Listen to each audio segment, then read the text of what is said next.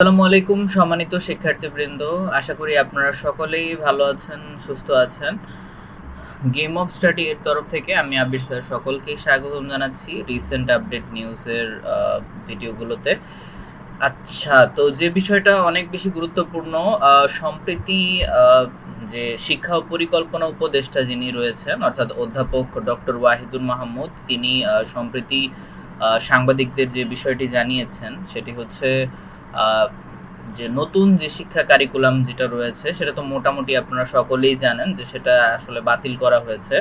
তো এখন বিশেষ করে সবচেয়ে বেশি কনসার্নড জায়গাটা যেটা, অর্থাৎ যেটা নিয়ে অনেক বেশি স্টুডেন্টরা চিন্তিত, সেটা হচ্ছে ক্লাস 10 এর যে শিক্ষাক্রমটা সেটা আসলে কেমন হবে।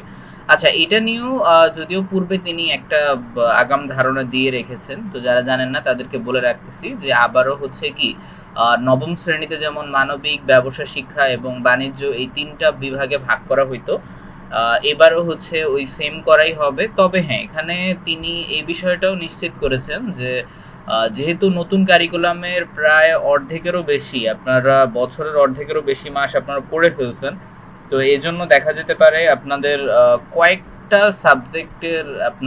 সাবজেক্ট হয়তো কমিয়ে আনা হতে পারে।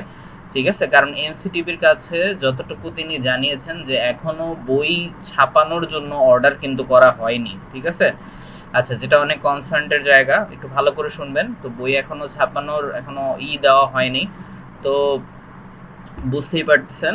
আর সবচেয়ে বড় কথা হচ্ছে তিনি এটাও বলেছেন যে আপনাদের যারা দশম শ্রেণীতে উঠবেন তাদের জন্য, যে আপনাদের জন্য বেশি প্রবলেম যেন না হয়, সো যার কারণে হচ্ছে আস্তে আস্তে এই পরিবর্তনগুলো হবে। ঠিক আছে, ওকে।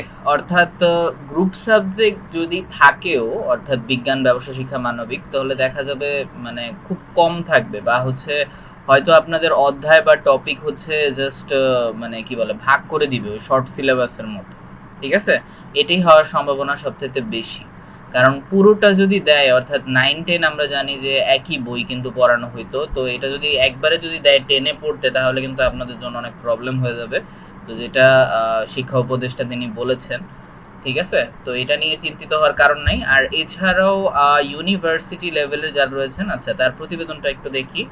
শিক্ষা পরিকল্পনা উপদেষ্টা অধ্যাপক ওয়াহিদুর মাহমুদ বলেছেন এই যে বাকি সব বিশ্ববিদ্যালয়ে একই সঙ্গে উপাচার্য নিয়োগ দেওয়া হবে।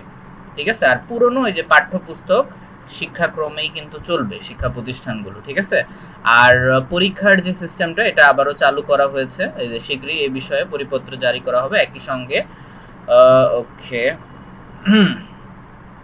আচ্ছা। আর এই যে এই সময় বিশ্ববিদ্যালয় প্রশাসনিক পদে দলীয়করণ, অবকাঠামো, দুর্নীতি এবং পাঠ্যপুস্তক ছাপানো সহ বিষয় নিয়ে তিনি কথা বলেন। ঠিক আছে, আচ্ছা, তো আশা করি বিষয়টা আপনাদের জন্য অনেক গুরুত্বপূর্ণ ছিল। আর বিশেষ করে যারা ক্লাস 10-এর যারা শিক্ষার্থী রয়েছেন, যারা এই ভিডিওটা দেখতেছেন, তাদের জন্য আমার কাছে বিশেষ অনুরোধ যে আপনারা পড়ার বাহিরে কিন্তু যান না। আপনারা যেভাবেই হোক না কেন আপনাদের যে সিলেবাস যেগুলো রয়েছে, আপনাদের বইয়ের যে টপিকগুলো রয়েছে, আপাতত নতুন কারিকুলাম থেকে পড়তে থাকুন। কারণ পুরাতন কারিকুলাম এবং নতুন কারিকুলামে খুব যে আকাশ পাতাল পার্থক্য আছে, বিষয়টা এরকম না। ঠিক আছে, জাস্ট পরীক্ষার সিস্টেমটার জন্য আপনার পুরানো কারিকুলামে ফিরে যাওয়া হচ্ছে। ঠিক আছে, তবে আস্তে আস্তে হচ্ছে আপনার বিষয়গুলোতে পরিবর্তন আনতে হবে। ঠিক আছে, ইভেন আনবে, এটা নিশ্চিত করেছেন শিক্ষা উপদেষ্টা। ওকে, সো আশা করি ভিডিওটি থেকে অনেক কিছু জানতে পারলেন। আর নিয়মিত আপডেট পেতে অবশ্যই হচ্ছে আমাদের চ্যানেলটিকে সাবস্ক্রাইব করে রাখতে পারেন। ওকে, সো